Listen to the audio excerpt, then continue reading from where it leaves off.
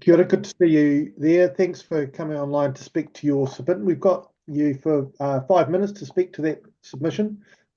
So I'll hand straight over to you. Kia ora. Kia ora. Tūro, ora mai. Kia rana ko te katoa toa. I'm Ngaeikura Toma. Thank you for the opportunity to speak before you today. I want to acknowledge the committee and express my gratitude. As a Cook Islander, a landowner, and a New Zealand citizen whose wife and children whakapapa Māori, I hold a strong connection to both cultures and treaty obligations. In my professional capacity as a public servant in the construction sector, I work to support design, development, and sustainability of our kuras, schools, and their communities. I strongly oppose this bill, both from a professional role and personal experiences as a landowner. I have navigated the court system of the Cook Islands on occupation and succession orders, dealing with cultural rights and obligations. These align with the treaty principles around ownership, authority, and protection, which are vital in maintaining integrity and the value of land in the Cook Islands, where landowners have shared partnership. In my daily work, I see the importance of protection and entitlement. In construction, we interact with a wide range of stakeholders, industry professionals, educators, iwi, hapu, and especially tamariki and whānau, the ultimate recipients of the spaces we create. We are not only concerned with the practicalities of construction, but also the environment and cultural impacts. We engage with the communities before making any changes, ensuring we respect the land and its history. For example, during a school project in rural Tairāwhiti, we discovered that the proposed site was actually a urupa cemetery, something the school staff and ministry were not aware of. This information came from iwi, so the importance of engaging local knowledge. During Cyclone Gabrielle, we were amongst the school's first responders, assessing damages to the schools and surrounding areas.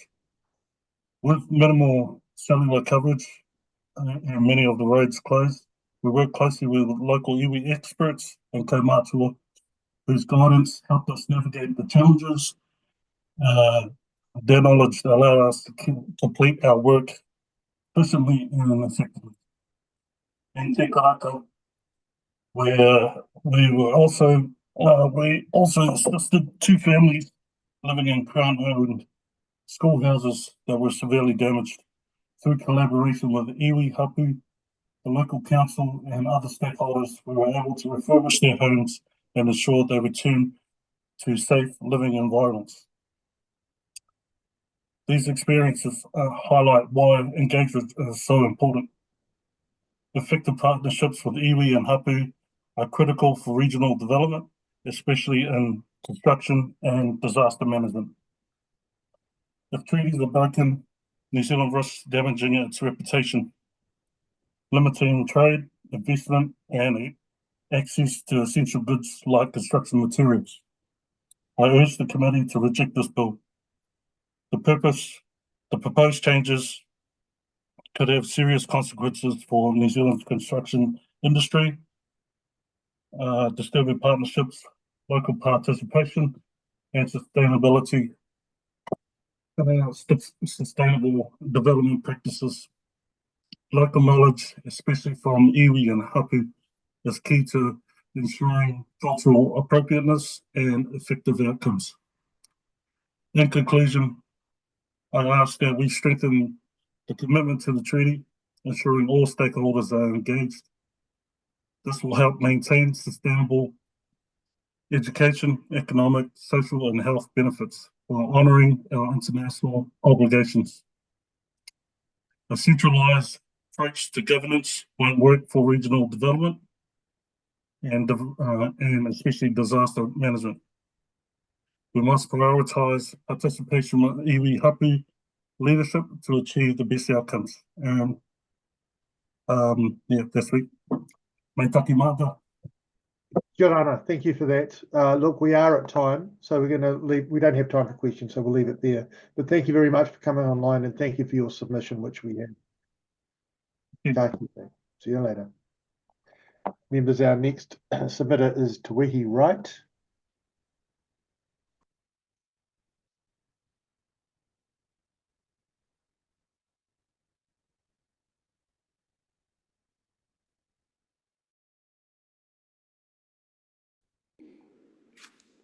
Kia ora, Wehi. Thanks for coming online today to speak to your submission. We have you for up to 10 minutes. So I'll hand straight over to you, and there may be some questions at the end. Kia ora. Kia ora tātou, tēnā koutou, ko te Wehi Wright tōku ingoa, no ngā iwi maha o te arawa, no ngā rua hine, no ngā ti raukawa, no ngā ti kahungunu ki te wairua, no ngā ti whiti kaupeka anō hoki. Firstly, I support and endorse the submissions by the likes of Anemi Kaere, Natalie Coates, Riana Te Ngahue, Eru Kapakingi, Te Runanga Nui o ngā kura kaupapa Māori, Annette Sykes, and the other hundreds and thousands that submitted in opposition to this bill. Secondly, and although the email confirmation suggested to me that I take my submission as read, because my submission was written in Te Reo Māori and seeing as one of the fundamental issues we're here to discuss today is the deliberate misuse and appropriation of Māori concepts, I think the lesson here is that as Māori, we cannot assume that the Crown understand or will understand. And as the Crown, you cannot assume that you understand either. So I will not take my submission as read, but I'd like to take the time to really articulate to you why this bill must be abandoned immediately. My name is Te Wehi Wright, and I'm the son of those who often referred to as second language learners of Te Reo. This was a title given to those who weren't as fortunate as I to have Te Reo Māori as a native or mother tongue. Unfortunately, this was and continues to be the reality for a majority of Māori as a consequence of successful, intentional and insidious way in which the Crown colonised our lands and colonialised our minds. The way in which the Crown legislated away our land and identity and restricted expressions of culture through policy, the introduction of colonial pedagogy through the Education Ordinance, the assimilation of Māori through the native school system, the banning of Māori from academic subjects through the forced application of manual education, all the way through to the removal of our livelihoods through the introduction of Rogernomics, and it's happening at the moment in Tokoroa, and the continued abuse by the state through deficit models that continuously tell us that we are inferior. E ino ware hoa ma, for a long time, we believed you. We believed the reasons you used to justify why beating our grandparents for speaking Māori was necessary, why you needed to assimilate us, why it was safer for you to remove our kids from their whānau, why you needed to take our land, why there's no point in learning te reo, and why changing our names and giving our kids English names would make it easier to live in this world. Why mainstream schools are better for us, and why it's our fault that we cannot achieve in a system that you designed for us. E hoa ma, we believed you so much that that's what we started to tell ourselves. But what's happened over the last 50 years has been the reclamation of identity, culture, language, belonging, and an undisputed truth that you have been wrong this entire time. Our memory has come back, and we no longer believe you. However, I don't want to labour on about a past that you created. Instead, I want to talk about a future that we can create together, and the risks that this bill poses to that future. Through our own initiatives, and when I say our, I mean Māori, our own initiatives and interventions like Te Ātārangi, Kohanga Reo, e Mihiana Te Anau, Kura Kaupapa Māori, and Whare Wānanga, the Māori mind has been recalibrated and transformed, producing generations of both thinkers and doers who are multilingual in speech and multicultural and multidimensional in perspective and worldview. Furthermore, they've inspired non-Māori through the confidence, conviction, humility and grace by which they carry, present and see the world. This is the generation of manupirere and aukura that has been spoken about before me, but witnessed through the feats of those like Hana Rāwhiti Maipi. This has also led to a greater number of non-Māori wanting to reflect our cultural uniqueness as a country.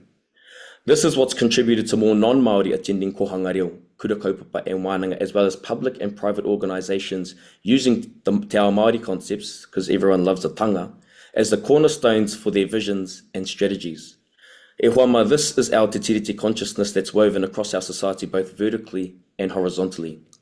This was also seen in the hundreds and thousands of tangata whenua and tangata tiriti that marched last November, and the hundreds and thousands that submitted against this bill. Alas, Now we have the author of this bill and a government who is counting on the ignorance of both Māori and non-Māori, relying on the outdated rhetoric from 50 years ago that's clearly driven by white fragility, greed, capitalism, and projecting the insecurities of a system that can sense the power they have over the colonized mind fading away. An author who doesn't bother to earn the trust but blatantly disregards it, like the complaints made about a former party president. As I stated in my submission, e hoa mā, ko tā tēnei pire he whakatau reka anō i te tino rangatiratanga. This bill will further subjugate and enslave tino rangatiratanga under kāwanatanga with the invention of new policies and the limiting of others, of new principles and the limiting of others. Working alongside other legislative and policy changes happening concurrently, it's like the reverse Robin Hood where the government are taking from the poor and giving to the rich, or taking from Māori what we've never got back to give to the Crown what they took from us in the first place. Ko tā tēnei pire he pāwhera i te reo Māori me ngā kōrero o te tiriti o Waitangi. It violates the language of and the concepts held within te tiriti o Waitangi, ignoring the facts, the evidence cited and referenced throughout these hearings, and ignoring our colonial history. Furthermore, the bastardization of te reo Māori through the rhetoric used in support of this bill, where Māori terms are allowed to be debated, argued, and even given new meanings by a group of people who cannot speak or understand te reo Māori or our worldview, this is not only grossly negligent, but it's extremely racist and entitled. Ko tā tēnei pire he whakamātāmua i ngā ariā kaikiri me te pare atu i ngā ariā take. This bill centres the doctrine of discovery, colonial ideology, individualism over and above Indigenous truth, knowledge, and experience. The idea that all individuals in Aotearoa have tino rangatiratanga is an attempt to usurp our concepts and weaponise it by leveraging the ignorance of our country to drive division through race baiting, classism, and trying to plug gaps that civics education is totally responsible for. Ko tā tēnei pire he whai kia whati I te muka tangata o Aotearoa whānui. As I mentioned above, this bill seeks to sever the threads of unity and identity that has bound us together for the most part of the last 50 years. Driven by a fear of loss of power and influence, the government and their supporters have used this bill to drive division not just amongst Māori, but across all Aotearoa.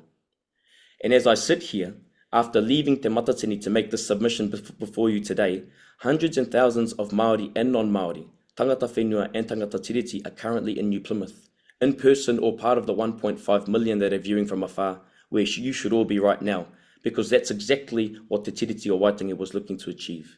And I'm not just talking about the $20 million boost that it's going to give to the local economy, or the haka by Pere Wihongi expanding our minds on role clarity and the patriarchy, or even the haka about Winston Peters, but an event that celebrates the true beauty of our cultural identity as a country which is no longer exclusively Māori, but it is totally and uniquely Aotearoa. There is no other event like this in the world. There is no other country like this in the world. This bill, however, contradicts that future and takes us back 50 years. It risks the future that your children and mine already sing about and rightfully deserve.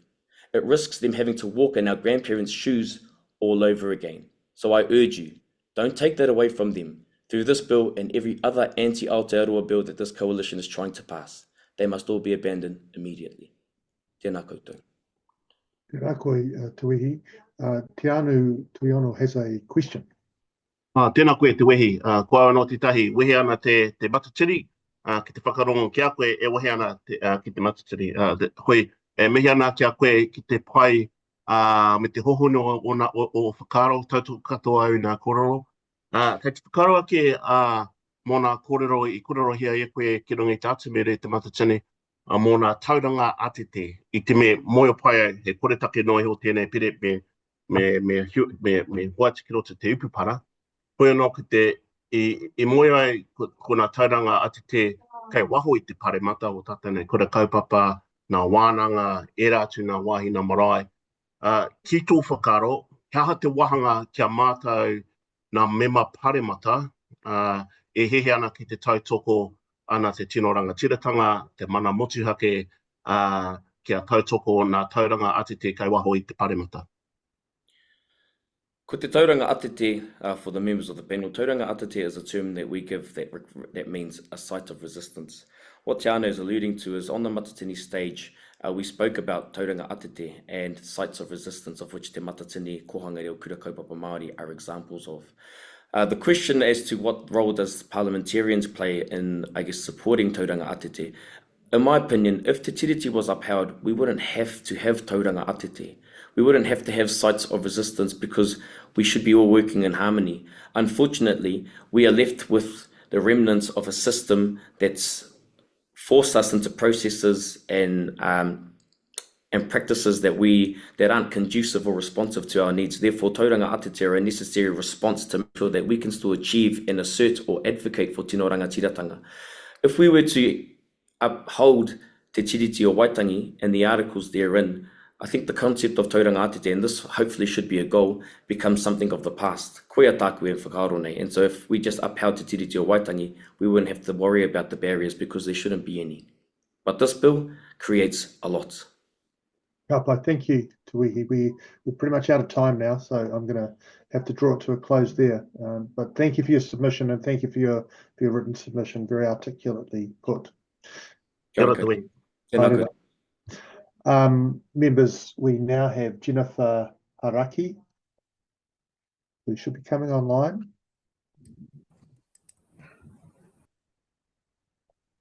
And we have Jennifer. Kia ora, Jennifer, good to see you there.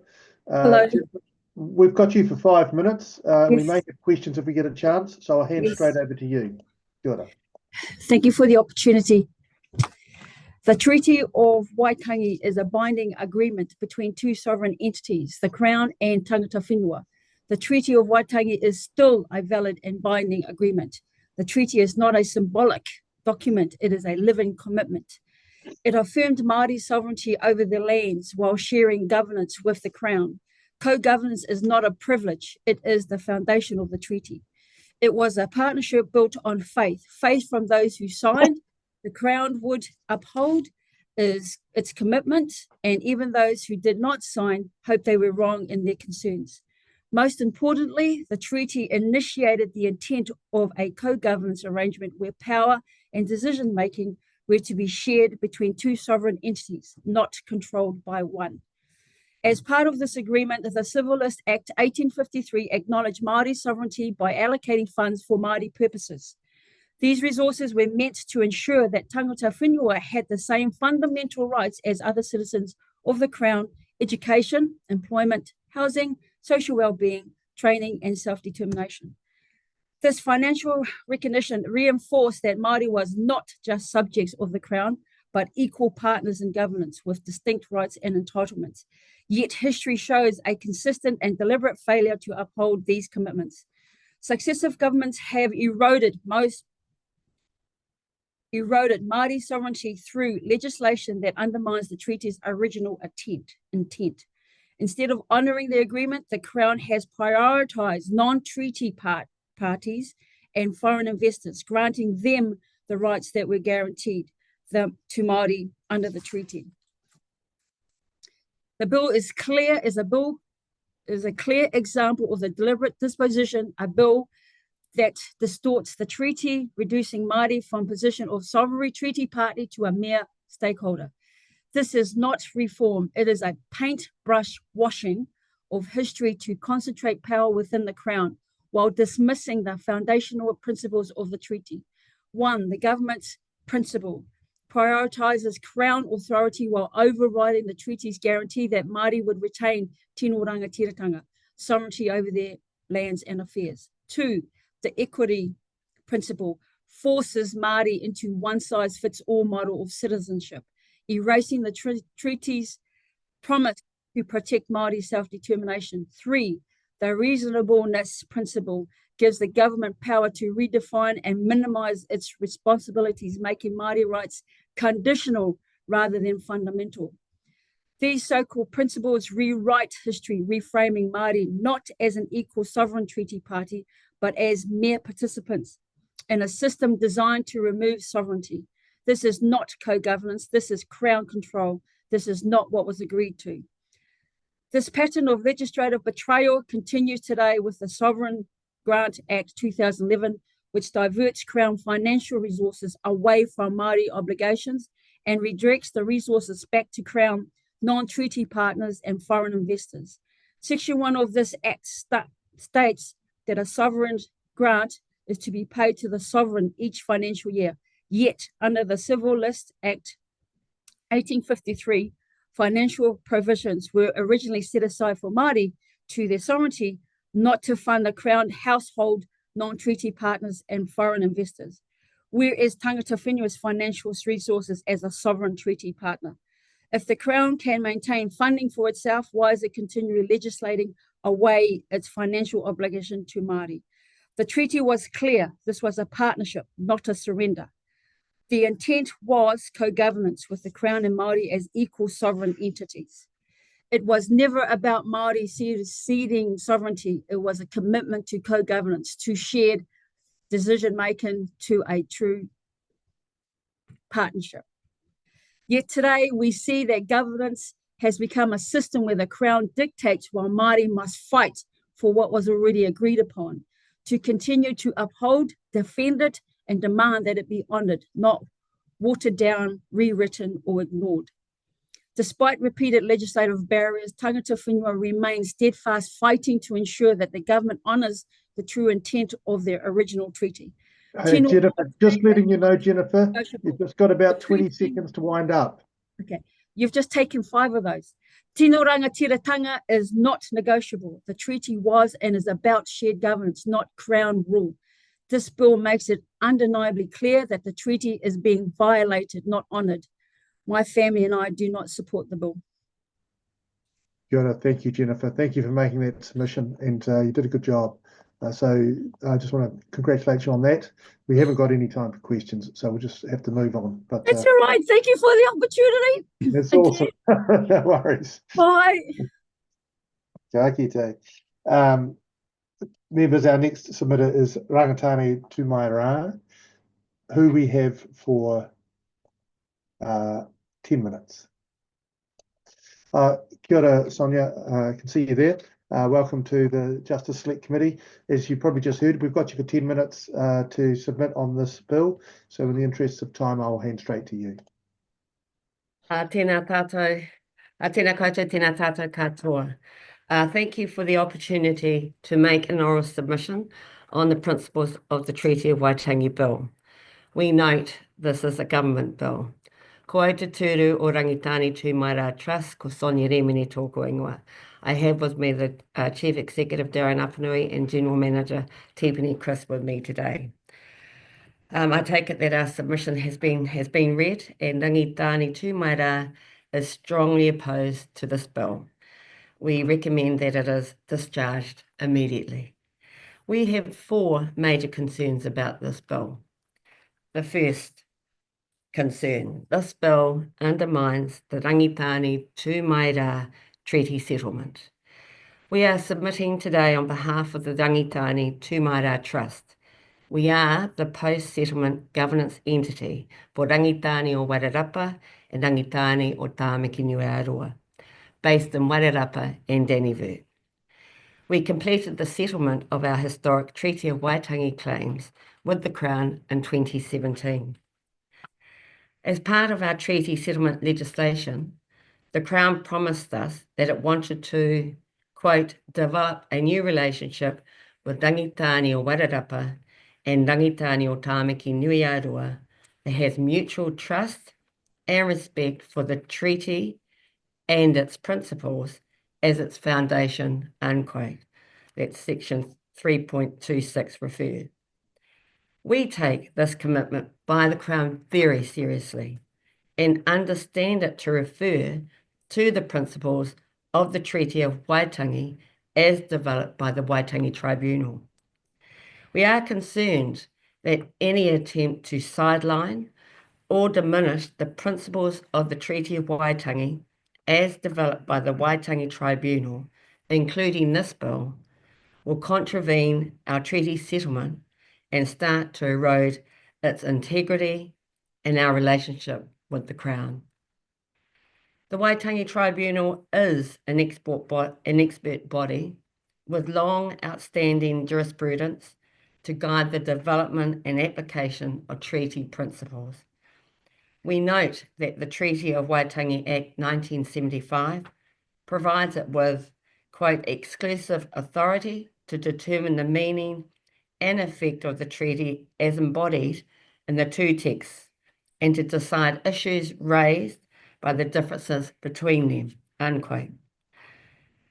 Koe anō, just let the Waitangi Tribunal do its job. Second concern, the bill does not reflect the treaty relationship.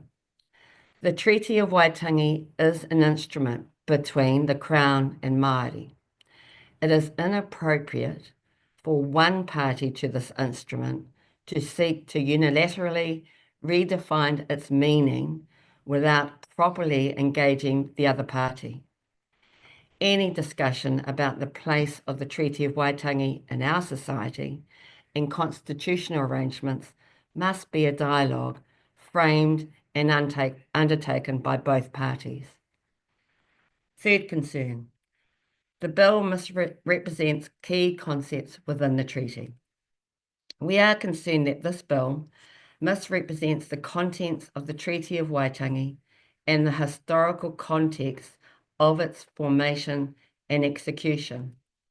In particular, we share the views of Te Reo Māori experts such as Dr. Manahi Paiwai, Piripi Walker, Pou Temera, to name a few, that this bill does not accurately reflect historical and contemporary Māori understandings of key concepts within the treaty, such as kāwanatanga, tino rangatiratanga, kāinga, and taonga.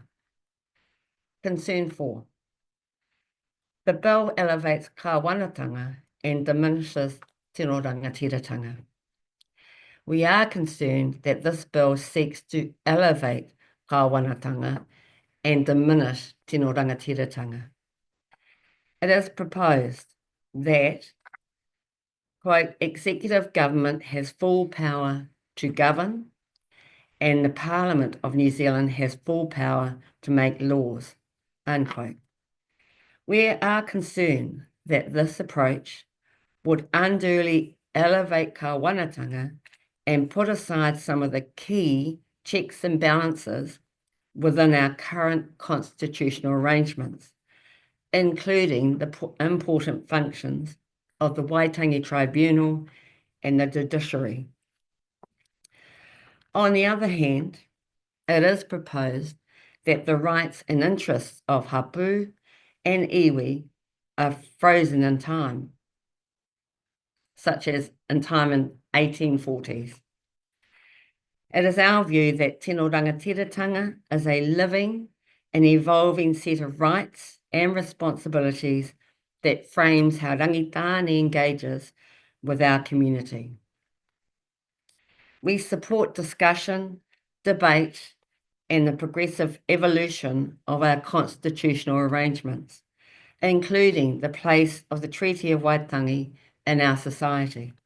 However, this bill is not an appropriate mechanism for this. It should be discharged immediately. Kāti, koina taku kōrero, nō reira kei a koe e te amana o te whare. Thank you, Sonia. Kia ora for that. Members, we've got a bit of time for questions if we have any. There you go. Tiana has a question. Tēnā koe, Sonia. Thank you very much for your strong presentation, and I'm sure you've been watching the matatini wherever you are. Proud of the Rangitane groups have performed very well, including my son who was in Te Whiri Koko Rangitane. Oh, of course. Shout out to that couple. I was wondering if you could talk a little bit about the impact of all of this specifically on the identity of Rangitane and what we should be focusing on to make sure that we hold up the different identities of our people, in particular in your role here. Look,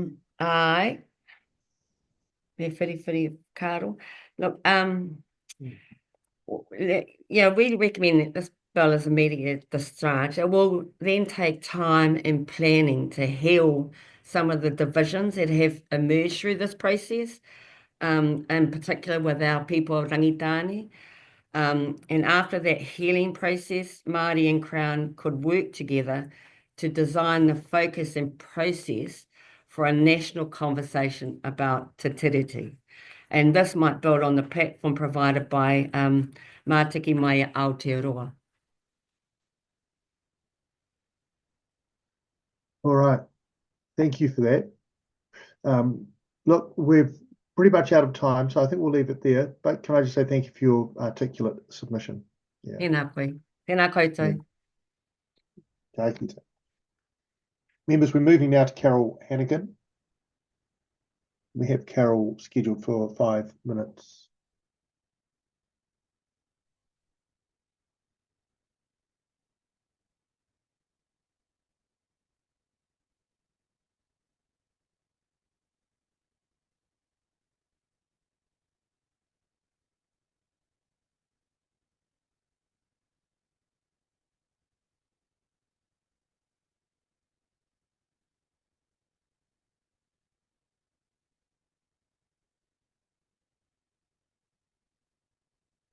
I see Carol's coming online now.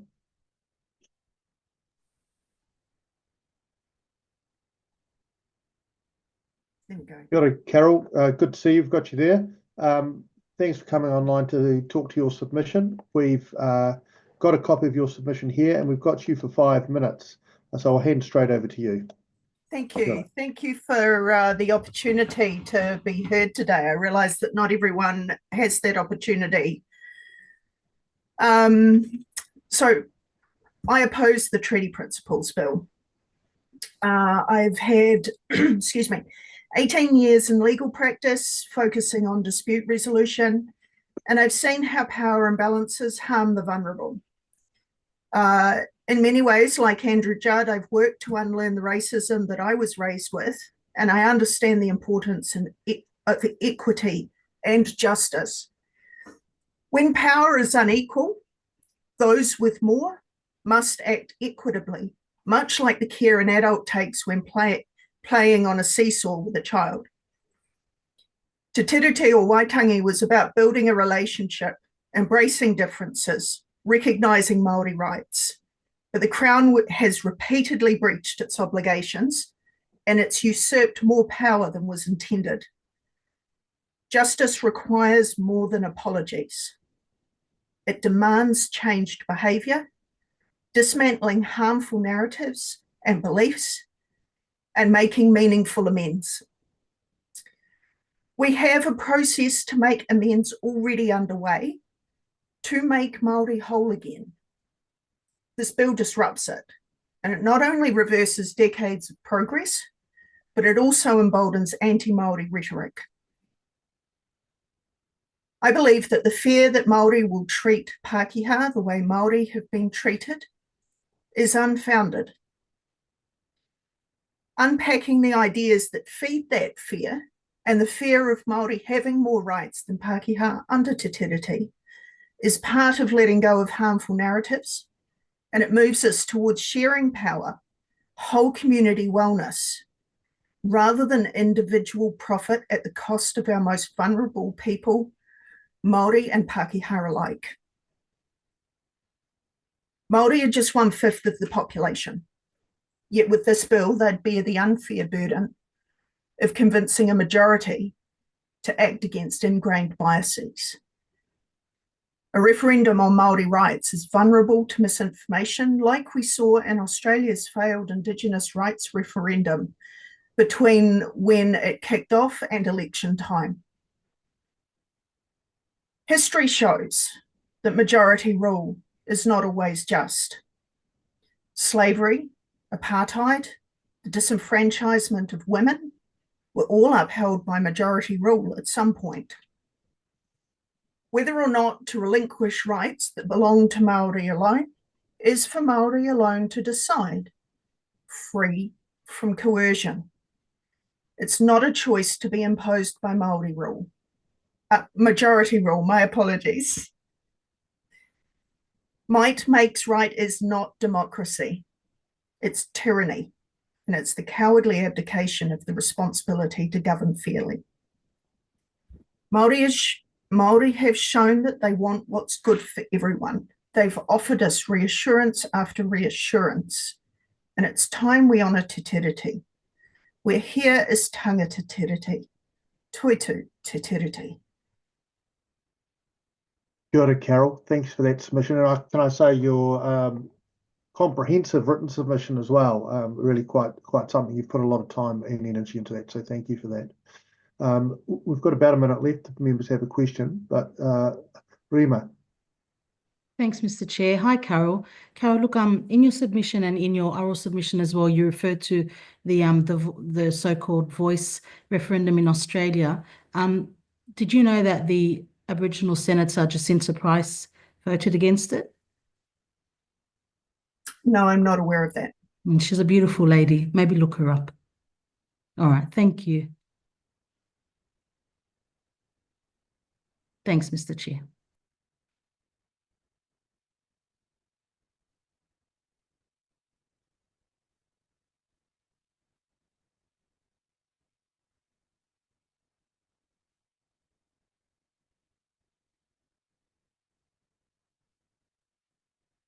If that's all, I've not Chair, got I think you're on anything mute. to add.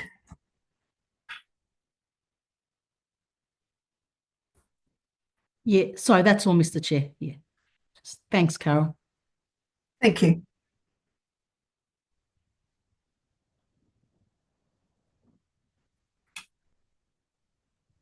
Mr. Chair, I think you're on mute. Thanks, Rima. Sorry, my bad. We're just waiting. Thanks. Thank you, Carol. We're all done with you, so thank you for that. And we're just Very waiting. good. Craig Rikihana is our next submitter. Thank you. Kia ora. We all make a mistake from time to time after a few hours.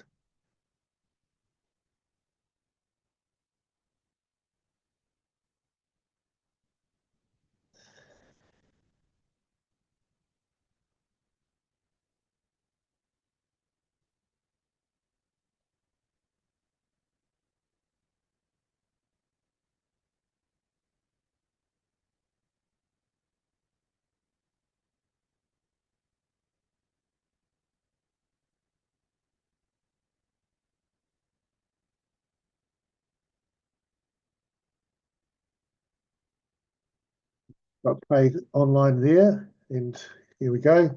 Kia ora, Craig. Excuse me, Craig, good to see you. Thanks for coming online. We've got your written submission, and we've got you for 5 minutes. So without further ado, I'll hand straight over to you. Kia ora. Kia ora. Tēnā koutou katoa, ko waio, ko tainui te waka, ko tararua te pai maunga, ko otaki te awa, ko Ngati Raukua ki te tonga te iwi, ko Ngati Koriki me Ngati Kapu Manawawhiti ngā hapu, ko Craig Rikihana taku ingoa, ngā mihi mai oha ki te komiti naka, me te whānau e hui hui mai nei neki ai tēnā ki wā, tēnā koutou, tēnā tātou katoa. Thank you for the opportunity to share my thoughts. I firmly oppose the Treaty Principles Bill because it undermines the partnership and commitments of Te Tiriti o Waitangi. The Treaty Principles Bill asserts 3 points. The Crown has full sovereignty and authority to govern.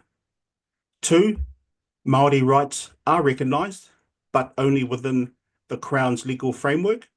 And 3, all individuals are equal before the law. However, these principles are deeply flawed.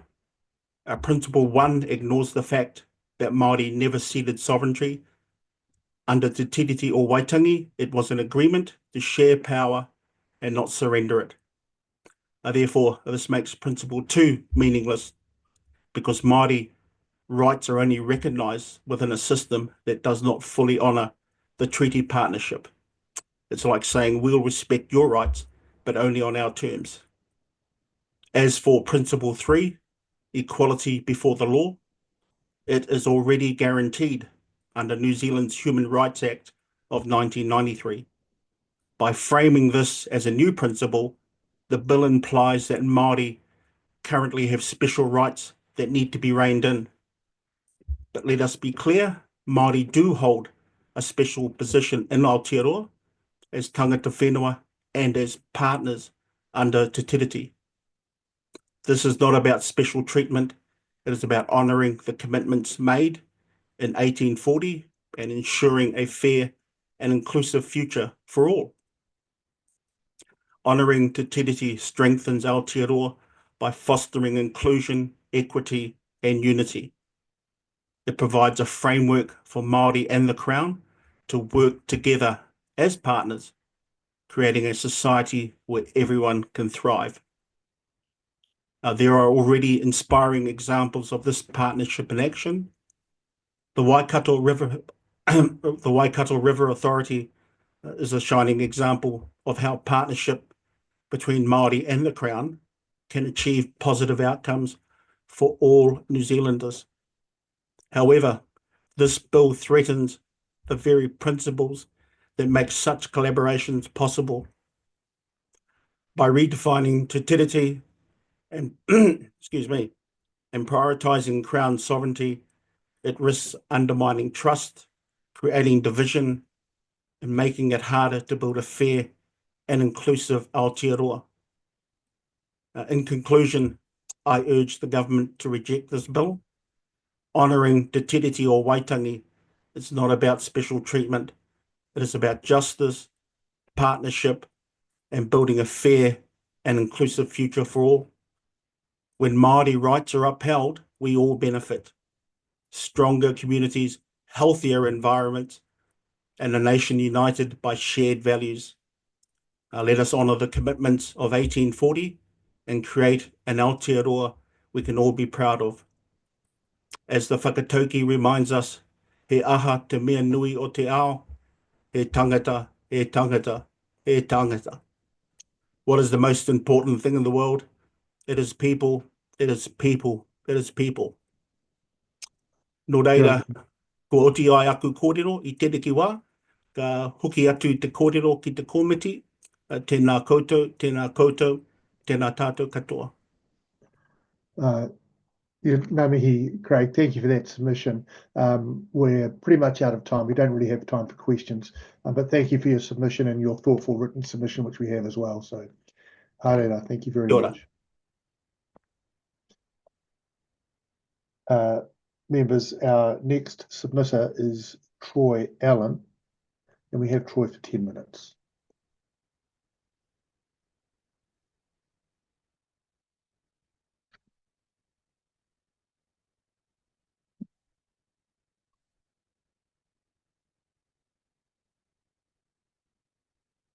Got Troy there, just needs to switch on.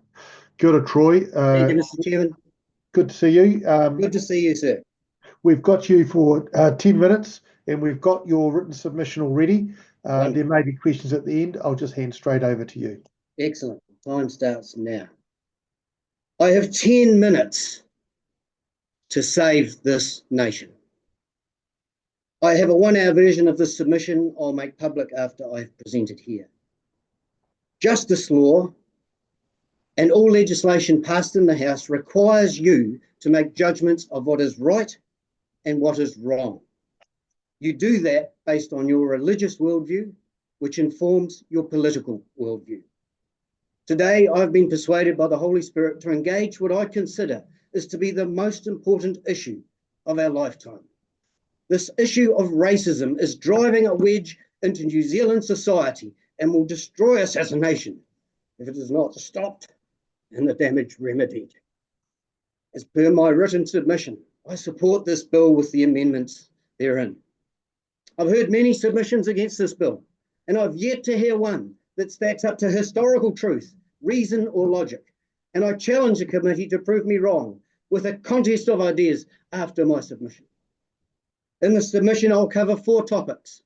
The only 3 reasons someone would not support the bill, the counter-narrative destroyed, addressing the open letter from 440 Christians demanding the bill not even be discussed in public.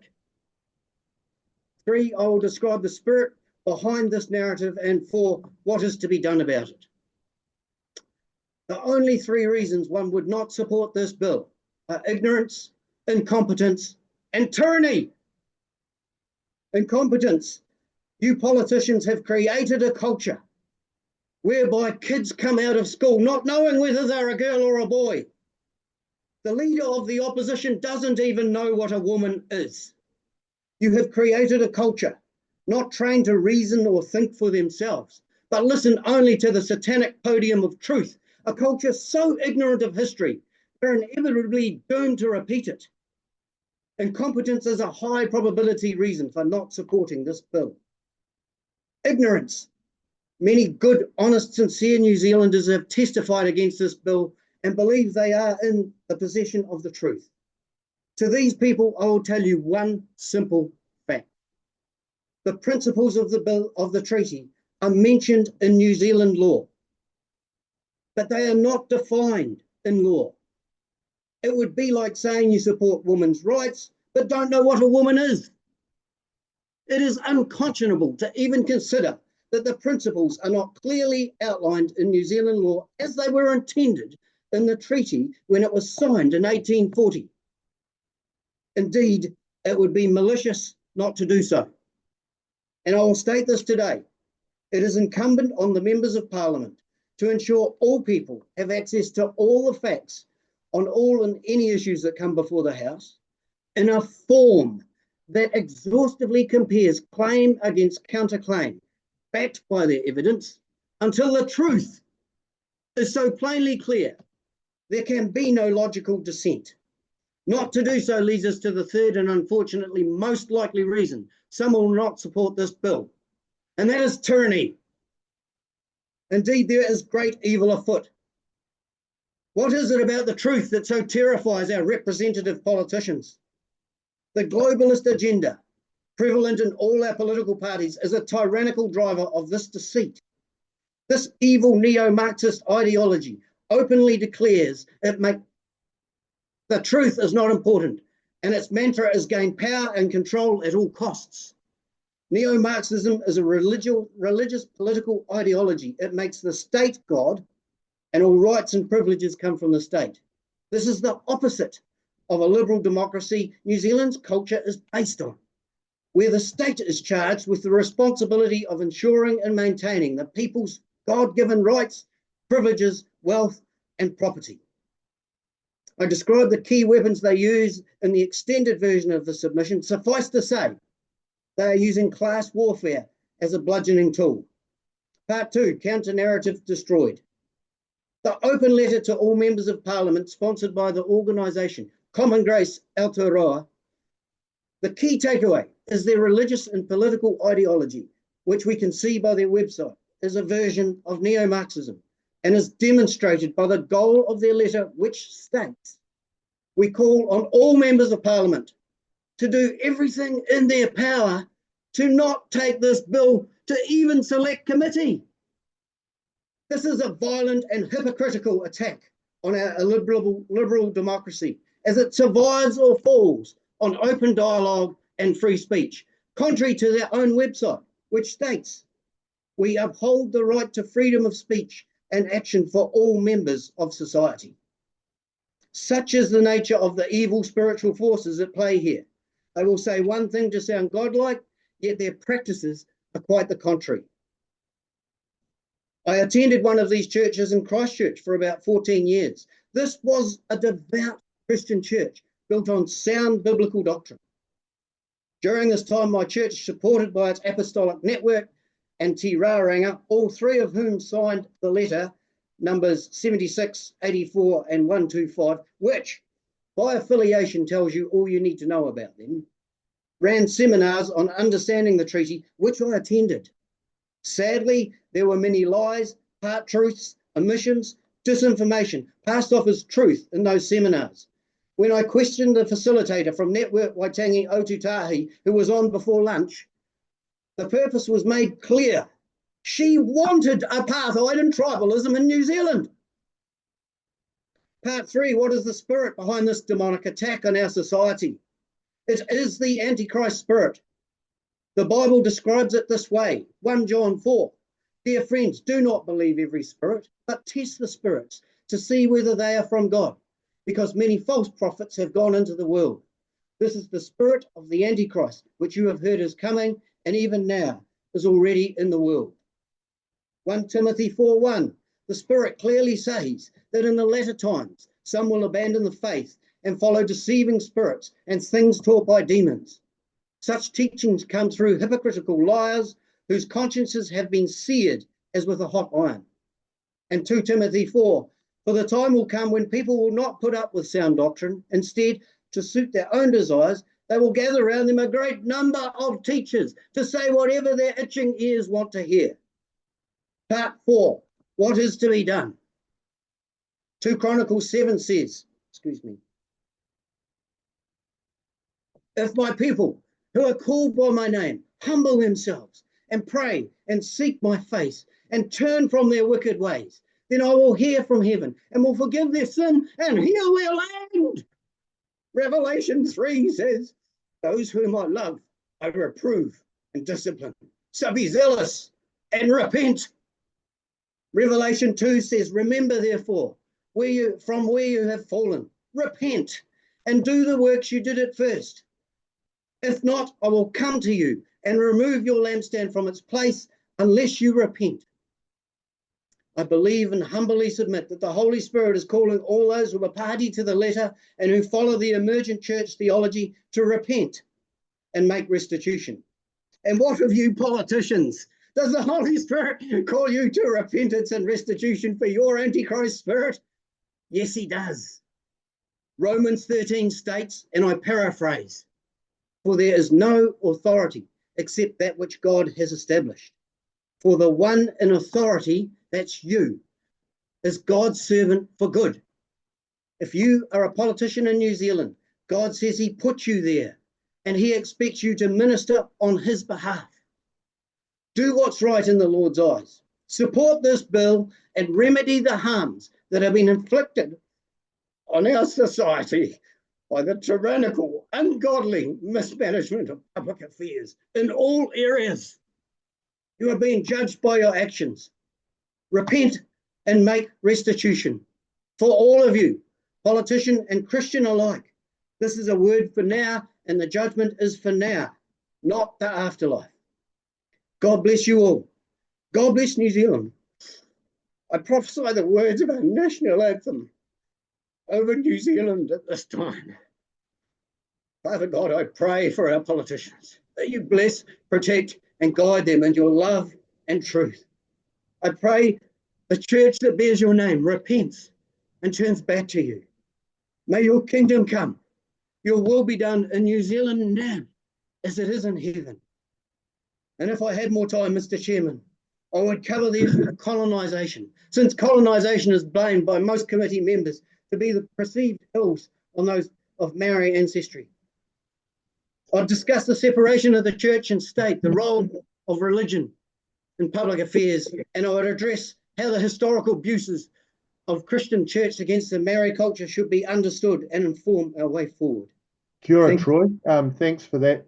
You'll appreciate your time. Your time's up, but thanks for taking the opportunity to submit to the committee.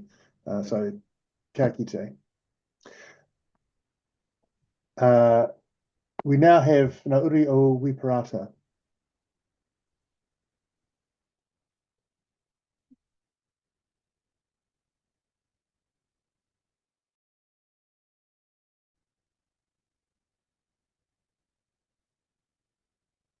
Kia ora, Justin and Anisha.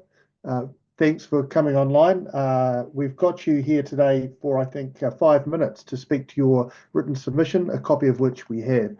We may have questions if there's time at the end, so I'll just hand straight over to you. Kia ora. Tēnā tātou. We're just waiting for Matua Kahu and Shane Parata. They are the primary presenters. Well, I'll see what we can do if they're available, but if they're not available, and I'll see if I can get him.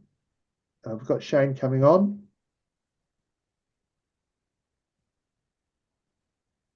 Kia ora, just waiting for Kahu, hang on. We're slightly ahead of schedule. Yeah, we run a tight ship. We're on. Yep.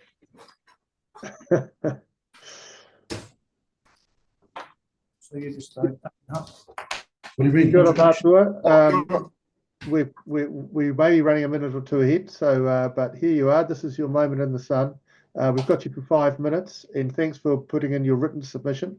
I'll hand straight over to you. Kia ora.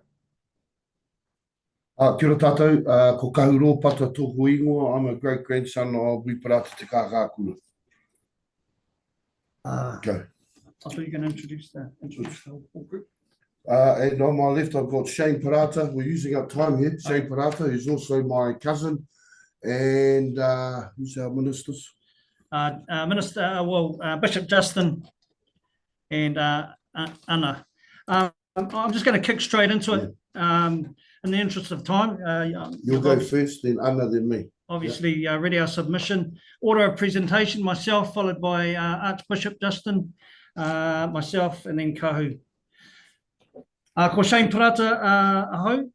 I'm here on behalf of Nauri o Wi Kākākura Parata, standing in solidarity with the bishops of Wellington, Ngati Toa Rangatira. We unequivocally reject this bill, which represents a step backwards for justice, partnership, and the promise of Te Tiriti o Waitangi.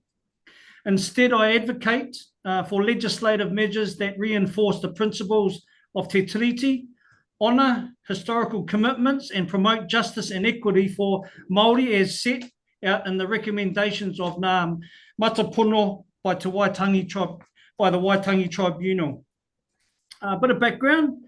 Wiremu Te Kākākura Parata, a member of Parliament from 1871 to 75, leader of Ngati Toa and Te Atiawa, brought a case before the Supreme Court arguing that land provided to the Anglican Church for the educational facility should be returned, as the conditions of this agreement had not been met. Surprise, surprise. His argument was based on Te Tiriti o Waitangi.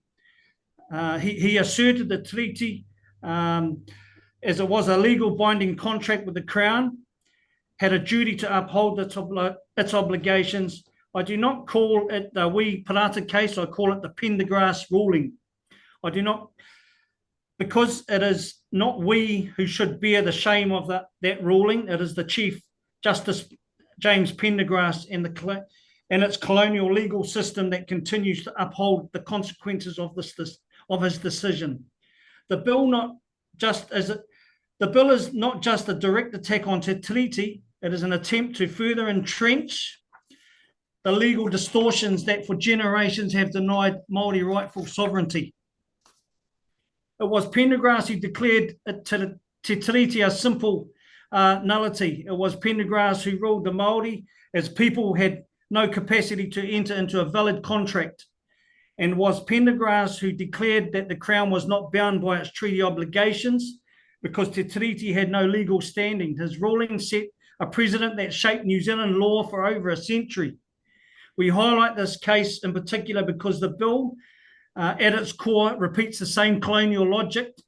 It overrides the actual terms agreed upon by the parties and unilaterally assigns an alternative meaning. It carries the same echoes as Pendergrass' judgment. This case is crucial to the Treaty Principles Bill.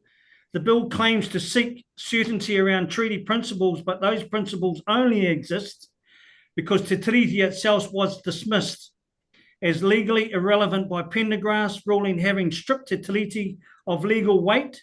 The Crown was then forced to reconstitute some version of it. Shane, I'm just going to interrupt you and let you know, I know you want other people to speak. You've actually got sort of less than 2 minutes left. Yep. So I just want to let you know what the time constraints are. I'm being a bit indulgent because we had a shaky start. Yep. Okay, I'll just close off with a sentence. What the bill does undergoes the guise of clarification and attempts to remove the last vestiges of the Crown accountability. It seeks to legislate principles that have already been diluted by the legal system that has spent 150 years refusing to accept Māori sovereignty. Kia ora. Kia ora koutou. I'll just jump in. As Anglican bishops of Wellington, we have formally acknowledged the Church's role in the Pendergrass ruling of 1877.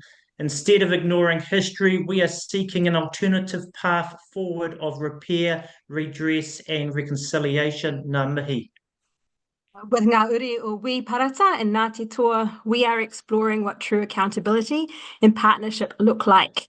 We're advocating for a different kind of restitution from what was previously discussed just earlier on this Zoom.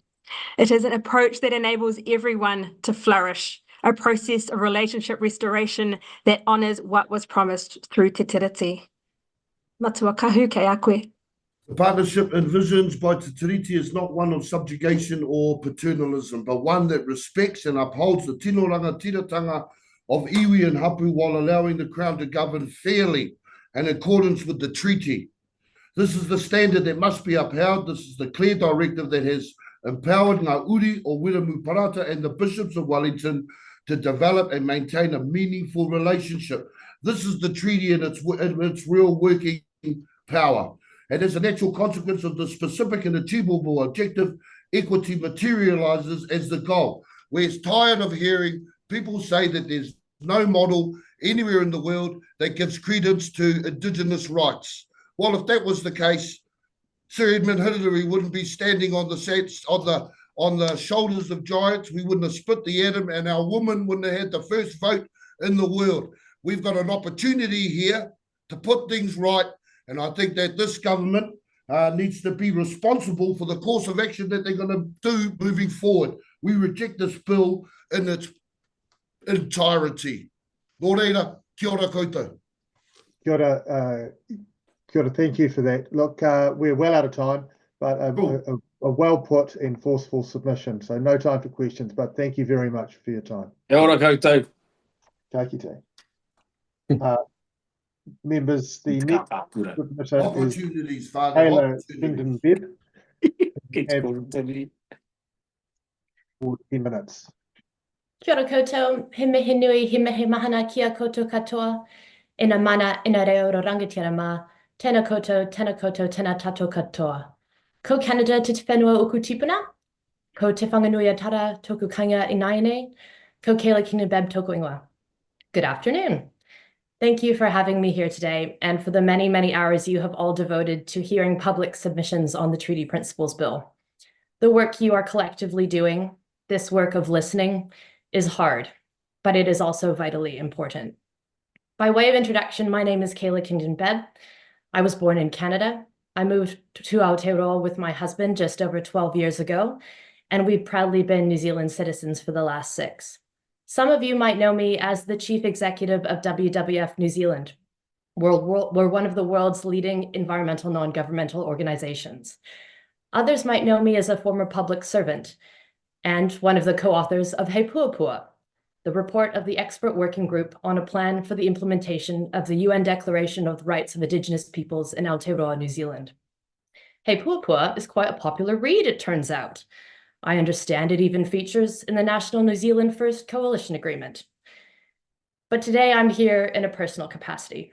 I'm speaking to you as someone who has spent years in academia studying Indigenous land law and treaty law, and also as a person who chose 12 years ago to make this land my home, and in doing so, to seek to contribute to the well-being and resilience of this place and its people. Over the past 11 days, experts in tikanga Māori, in constitutional law, in governance and other fields with centuries of experience between them have shown you why this bill is unnecessary, harmful, inconsistent with our country's obligations, and in the utmost bad faith. For your sake, I will not repeat those arguments here today, but there are 3 thoughts I'd like to leave you with.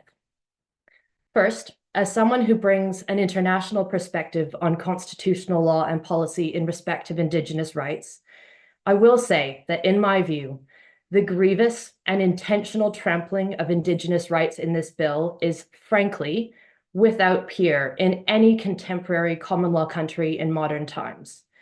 I hope the members of this committee, especially those of you who are members of the 3 governing parties, understand the gravity of that statement, that our government would consider advancing such a bill even to this stage of the parliamentary process is an utter abomination. Second, like so many other submitters before me, I am both astonished and rather embarrassed by the fact I'm having to appear before you today to argue against the erasure of collective rights held by iwi and hapu and the status of Māori as the Indigenous people of Aotearoa, New Zealand. This bill is not who we are as a country. 12 years ago, my partner, who was born British and who happens now to be one of New Zealand's precious few heart surgeons, he and I had a choice about where to live. We could have stayed in the UK. We could have gone to Canada, where I was born. We could have moved to the United States or to Australia. In pure economic terms, any of those options probably would have been better than moving to New Zealand. But we were at the beginning of our careers and looking to make a life together. And we knew that where we settled would be a place and a society that we would contribute to for decades. We chose Aotearoa on the basis of the integrity, aroha, and respect for human rights and cultural difference that is woven into the social fabric of this nation. We moved here because of the promise of Te Tiriti o Waitangi. I know we are not alone in this, and my hope for us as a nation is that we can return soon to some place where that promise is actually made manifest in the actions of our government. The principles of the treaty, the constitutional underpinning of our nation, must not be treated as something that can be traded away by a few petty men desperate to grasp at the baubles of office. Thirdly, I have something to say about co-governance. The architect of this bill has often stated that it will mean that the treaty can no longer be used to justify co-governance or for public services to be targeted specifically to the needs of tangata whenua. When pressed in a recent interview about how Indigenous communities worldwide have been exercising self-determination with positive outcomes for decades now, his statements in response were not only hugely offensive to those communities, but also so incorrect as to be outright lies. 1, self-determination does not necessarily mean co-governance. Co-governance is one modality of an Indigenous nation exercising authority over its own destiny. It's not always the best modality, but it can be useful in some circumstances. There's also delegated authority, full self-government, negotiated service agreements, etc. There is a full panoply of options through which an Indigenous nation and a settler state can respectfully engage to achieve positive outcomes for everybody. Has David Seymour ever stepped foot on the territory of a self-governing Indigenous nation in Canada, Sweden, Norway, or the US? I'd venture a guess at probably not, because my own academic research, along with a litany of international studies, has found that self-determining Indigenous peoples achieve better educational success, employment outcomes, environmental, economic, and social development outcomes. And these are not just positive outcomes for those communities and Indigenous nations involved. They are positive outcomes for the contemporary states and the wider societies in which they are situated. So even if you wish to dispense with the legal and moral arguments that underpin the Indigenous rights to self-determination, frankly, the fiscal argument speaks for itself. It's better for taxpayers to have good preventative health care than to service an overburdened health hospital system straining under the weight of a population plagued by chronic disease. It's cheaper to have effective child and family services and youth justice systems than to have large numbers of people incarcerated and struggling with intergenerational violence and dysfunction. It's cheaper to have all of our children fed healthy meals in schools and supported in culturally resonant ways to reach their unique potential than it is to have generations of families reliant on welfare to make ends meet. For the New Zealand government to make space for and support iwi and hapu to meet the needs and aspirations of tangata whenua makes economic sense. It's not only the right thing to do, it's actually kind of irrational not to do it. Last week, I was at a meeting overseas with all the chief executives and chairs of WWF, a cohort representing more than 100 countries worldwide. And at one point, we were addressed by our president, Dr. Adil Najam, who's a dean emeritus and a distinguished professor at Boston University. Reflecting particularly on recent events in the US, Adil observed that we are living in an increasingly divided world. Our own societies are divided. The multilateral system, as we once imagined it, is no more. And it feels like, for the foreseeable future, conflict is likely to be a defining context of what we do. This bill, this moment right here, is emblematic of that phenomenon in Aotearoa. And he posited that in periods of conflict, confusion, and chaos, it's not the time to try to figure out why these things are happening or to make sense of them. That can come later. Now is the time for us to try to shape a better future. And to do that requires not anger, and not fear, but courage. In times of conflict, the most courageous place, the most dangerous place, is in the middle, holding hands with someone else. Courage is about what is knowing. Courage is about what needs to change, knowing it, and also what must not change. The Treaty of Waitangi, Te Treaty o Waitangi, is a great gift to this nation. It is the inheritance of all who live here. It must be honored, valued, and upheld. And that must not change. Kia ora.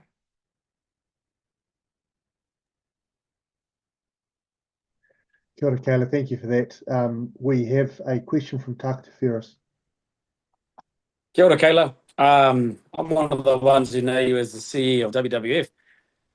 In your opinion, professional one, what sort of danger does this bill place on New Zealand's wild places on the land and the ocean? Well, I should note that I'm here as me and not as WWF today, but Right. but I'll have a crack at that. I mean, environmental protection and positive outcomes for Te Tao have always gone hand in hand with Te Treaty. Māori have been kaitiaki since time immemorial. They have demonstrated intergenerationally they are able stewards of the environment. And for ENGOs, WWF included, we have all strongly submitted in opposition to this bill for that reason and for the reason that environmental and social justice go hand in hand. Kia ora. Kia ora, Kayla, thank you for that. And also thank you for your very, very comprehensive written submission, which is really helpful as well. Tiana, we don't really have time for another question, I'm afraid. I'm sure we could go on, but thanks for your time here, Kayla. Kia ora. Nice to see you. Members, our next submitter is Northland Regional Council, who we have for 10 minutes.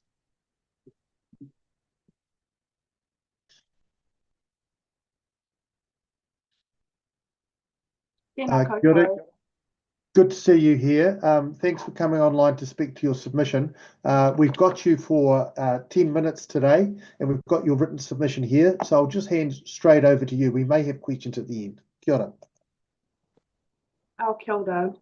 I'm here today in my capacity as Deputy Chair of Northland Regional Council, and I also have lived experience having been a researcher for Te Aho Claimants Alliance, which are the iwi and hapu of the Bay of Islands during the Wai 1040 Waitangi Tribunal hearings as well. So I would like to start out in talking about some of the highlights that we have experienced as the Northland Regional Council and working with our Tiriti or Waitangi partners.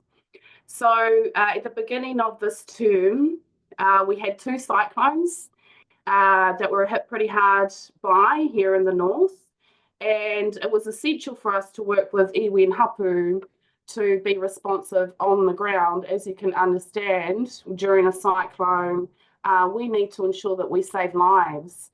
And so because of our partnerships with iwi and hapu, we were able to ensure that cleanups in areas happened very quickly, that access to isolated communities was identified, and the need to reach these isolated communities was extremely important. For those of you that don't know the Northland region, we are the most rural region in the country. We're very isolated communities, and we also a very impoverished region, one of the most impoverished. And so knowing that the vulnerable at the front line during civil defence and emergency management events is critical, and knowing that we have our partnerships with iwi and hapu during these times as well. So not only did Te Roroa take up the big process on the west coast of clearing trees and protecting power lines, but we established that as a long-term project with them. We've also since then carried out some of the biggest flood mitigation works in the region, and in some of those areas, one that we did at Otiria, sort of around the upstream of Korokoro, which is, there on State Highway, has been quite a vulnerable area in the past. We managed to establish one of the biggest stop banking flood mitigation works because we partnered with iwi and hapu, because we ensured that our contractors were employing local people. And even though we needed some of the Māori land, we didn't have to go through the Public Works Act to take the land. We were able to work with them hand in hand to understand how we could have a project that protected roads and protected people, but also protected the mana of the Ngati Hine Hapu of the time. So we're quite proud of that. And, you know, we go to the regional sector of the, you know, all the regional councils around the country, and we promote these kinds of things. We also established a project around distributing water tanks, again, with very isolated peoples. Some may say it's not actually regional council's job to fund water tanks, but when you're in these emergency situations, and you can see entire communities that have been impacted by things such as sedimentation because of, you know, forestry regulations aren't tight enough, and now the families in Pipiwai, for example, can't access the ancestral waterways for drinking water. Well, regional council, we're very much at that front line, and our ability to be responsive is very important to our communities. So even upgrading, currently we're upgrading 35 marae in the north in partnership with iwi and hapu, because they are actually, you know, community hubs, and they support a lot of the development and growth in our many isolated communities. So another one, you know, I'd like to talk about is our biodiversity restoration work that we're doing. So in the north, as I've said, we pretty much need all hands on deck.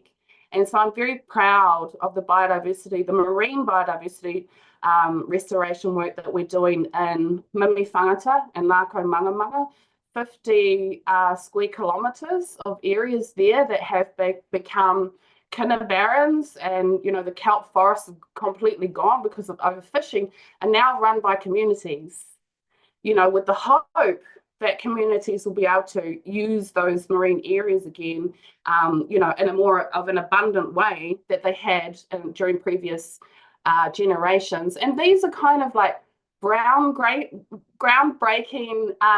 you know, projects that we're doing, that we're keen to share with other regional councils, and other regional councils are keen to uptake these too, because, you know, who doesn't want, you know, valuable, community-driven environmental restoration such as this? And so I believe that we really are, you know, because I've been in this field for 20 years now, working for iwi and hapu as well, and producing environmental policies and the like, which is why I've ended up in regional council. I believe we are in a renaissance period, you know, where cultural indicators and traditional knowledge is now being more shared and becoming something that is complementary to science. And, you know, the uptake of citizen science and the like is really, you know, empowering our local communities to be, you know, feel like they are the guardians, they are the kaitiaki. And as we've heard, you know, over the period of the speakers presenting, very much we feel that everyone's working under, you know, te tiriti. So, you know, it's sort of like the Renaissance of the 70s, the Māori Renaissance. I don't know if all the committee members will know of it, but certainly amongst Māori we do. During the 70s, we had the Land March, we had our reo revitalisation. I'm a fortunate, you know, recipient of the kohanga reo and the kura and things like that. And since then, we had the Waitangi Tribunal establishment as well. And in my opinion, that has been a healing process. There has been the healing process for our country, is going through the tribunal settlements. And now we have the Māori economy being projected as being 100 billion by 2030. So just 55 years later, from the 70s to 2030, 100 billion in worth of the Māori economy. And that's significant. And that's a pathway that I believe that most New Zealanders, and certainly those of the North, are, you know, are keen to carry on with to carry on this path of rebuilding, building our new post-treaty nation that is, that values diversity and that values Indigenous knowledge and values sovereignty. And finally, I would just like to say that I've also seen questions around David Seymour saying that people get special treatment, and so that Māori get special treatment. And so I'd just like to be clear with everybody in terms of a regional council. So generally, a regional council, we have three functions generally. One, we allocate the local tax, otherwise known as the rate. So through the long-term plan, we say where we're going to spend our, our next 10 years of budget on. And who does that? We only elected members vote on the long-term plan and the annual plans. Secondly, we are the lawmaker, the local lawmaker, especially around the environment. We make the regulations through things like the regional plan, and who votes on that? Elected members only. Elected members only. And thirdly, we issue, we regulate, we issue resource consents and the like. Those are approved by staff via delegations from our regional plans, from councillors. There is no special treatment. We still follow proper process. And, I'd like to see any elected member that wants to give up that right that they've earned to vote on behalf of their constituents. So that's me pretty much. I want to thank everyone from the Select Committee and the previous speakers before me. This has been an amazing experience to see, we the people coming out and saying we are Te Tiriti, and you should know as the government that you don't have the legal or the sovereign mandate to change that. So thank you so much. Kia ora. You're on. I can hear you. You're on mute. Thanks for that. Thanks for that. I was just saying we're out of time. We don't have time for questions, but very nicely put. Thank you for your submission. Kia ora. Kia ora. Members, our next submitter is Ngati Korokoro, Ngati Wharara, Te Pouka. And we have them for 10 minutes as well.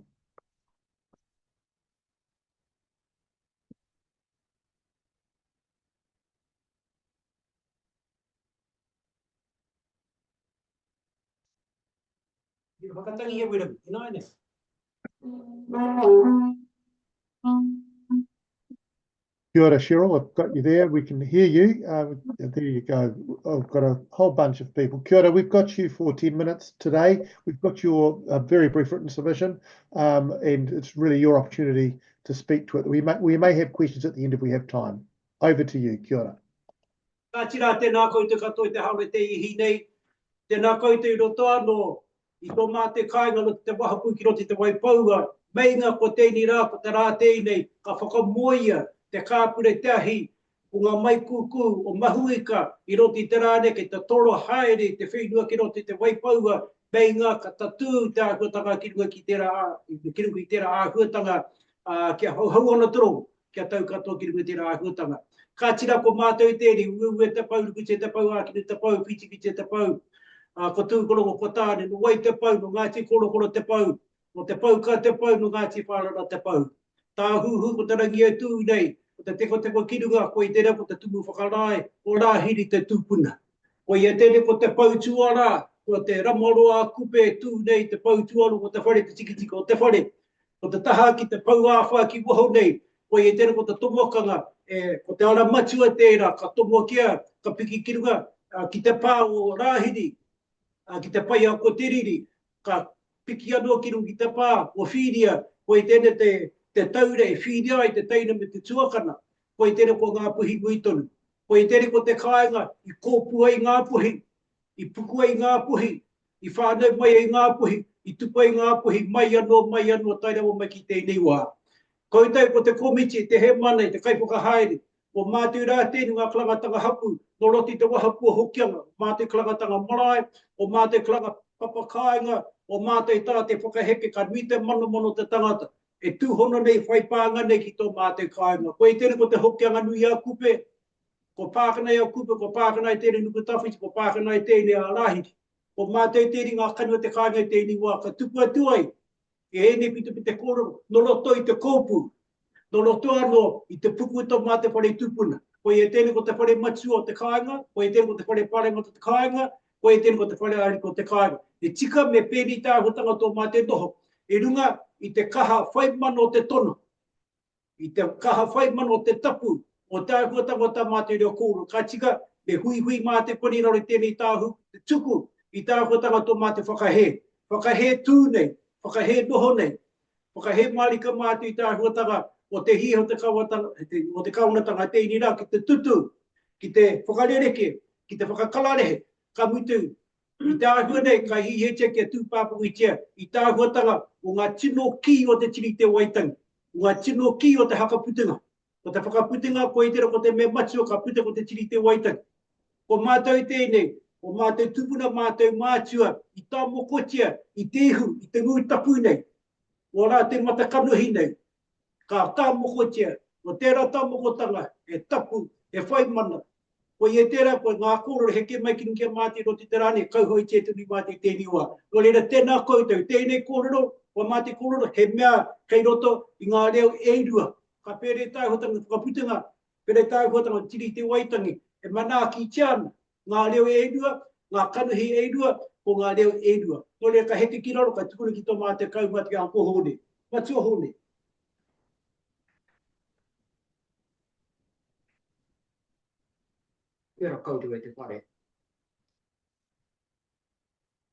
To begin, I need to explain who the hell I am. Yesterday, I had a visit, and it is the first living member of my dad's family. My dad left Yugoslavia when he was 11 years old, and you can just imagine his mother. Get on that boat, son, there's nothing here for you. When we start discussing the issue in front of us, those points are very relevant. As Hone explained, here is the beginning point, not Waitangi, it's here. So we need to be mindful to keep that in mind, that whatever is said over there really has relevance here, and it's not a resonance, it should be a determining voice, should be from here. And I think that's the credibility of this place, and it needs to be said.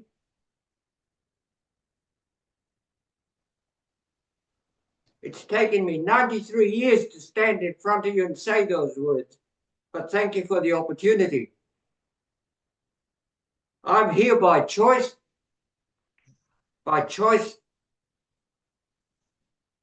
in the cultural way that I wish to follow, which was my mother's, not my father's or the alternative. But you can say I've got a foot in both camps. I can assure you my thinking is firmly entrenched in my mother's footprint, because it puts a better perspective what I need to say now. I think New Zealand is in a unique position in the world viewpoint.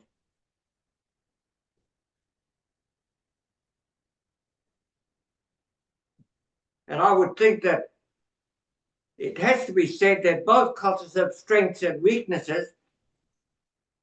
But at this point in time, I believe the decision should be is to hold on to what we have and try and forge a new way that it is a true amalgamation of both the cultures. And I just want to leave it at that. That's as specific and as open a statement as I can make for this place that I represent here. As Hone said, Ngati started here, But people fail to recognize the ngāpui they're talking about is whakapapa. The ngāpui that this place represents is the actual land where the division was made by the ancestors.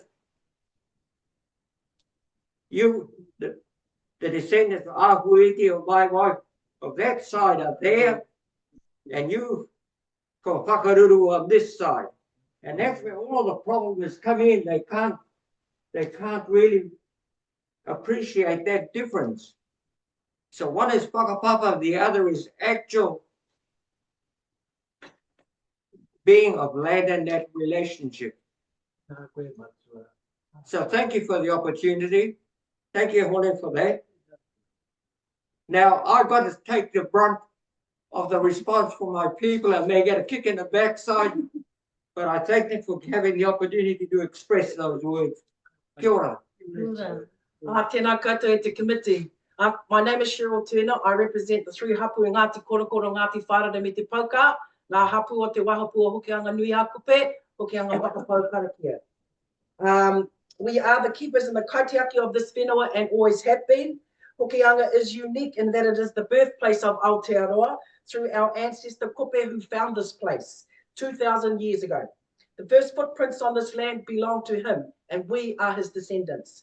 The first European ship to come into the Hokianga harbour was on the 29th of March 1820. The Prince Regent, the captain was John Kemp. My ancestor Kahi, my great-great-great-grandfather, and his nephew Moitara were the chiefs at that time. They welcomed the Europeans onto our land, trading goods, something they did for many years before the treaty signing. We are the descendants of Kahi and Moitara. Augustus Earl came to Hokianga in October 1827 aboard the Governor Macquarie. He travelled 8 months between Hokianga and Pewhairangi. He was convinced that no native race he had studied on his travel could compare to the New Zealanders, that splendid race of man with a natural elegance and ease of manner. His quote.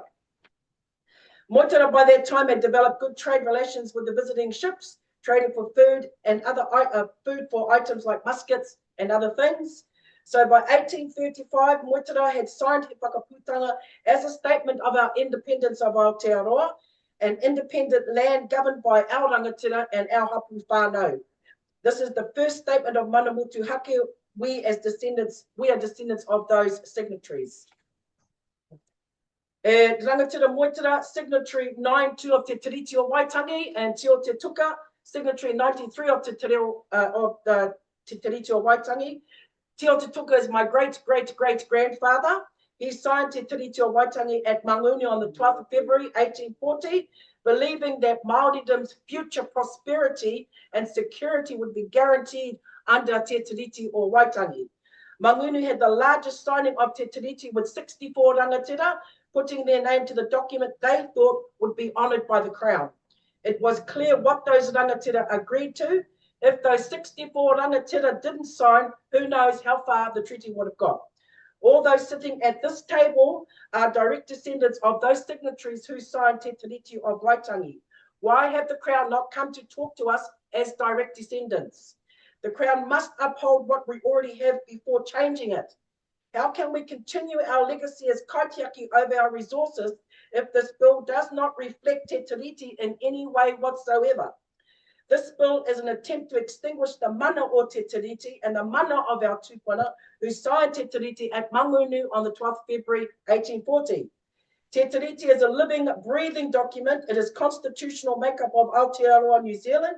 It has allowed the country as we know it to be what it is, and it is the pathway to address the challenges that are to come. The proposed bill does not reflect the principles and concepts as we know and understand them.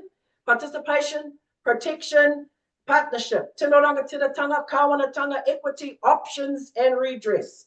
This bill is a rewrite of what was agreed to in 1840 and is unfair to do so without talking to us, the descendants who signed Te Whakaputanga and Te Tiriti o Waitangi.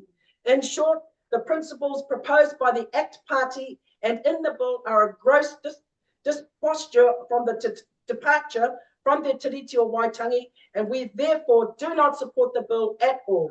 Nō reira, tēnā koutou, tēnā koutou, tēnā tātou. A miti me tō mātai tautuka ke pau te ora pau te kaha ki ngā kaikau whau katoa I tū ki mua ki tō koutou alone e whakahea nei tāhuatanga o te tutu, o te rawaketanga, o te kāwanatanga I tāhuatanga o ngā tino tikanga, o ngā tino pūkororo, o te whakaputanga ka mito te tiri te wai te ngā tēnei wā. Ka paua tēnei koro ki konei ka tukune kia koutou, ka mite me te korora whakatupato. Te korora whakatupato. He utu tō ngā mea katoa. He utu tō ngā mea katoa. Nō re ka mihi kia koe kola, te me mau mōwhiti. Ka mihi katoa kia koe te hunga whakalonga nei ki tā huatanga tā mā te whakatau. Tēnei rā ka heki ki roro. Kia ora mai no tātou. Nā koutou. Ngāmihi, thank you for that. I think we're all wearing glasses, but that's okay. But look, thank you for your submission. I'll be honest, you're well over time. But it's very hard to interrupt such a passionate submission. So thank you for taking the time and telling us your stories, which are important. So kia ora and thank you for your submission. Tēnā koutou, ngāmihi. Members, our next two submitters are not yet online. We are actually on schedule, but what we propose to do is just suspend until 3:30, and the clerks are trying to get our next submitters. So if we could just take our audio and video off, and we'll come back at 3:30.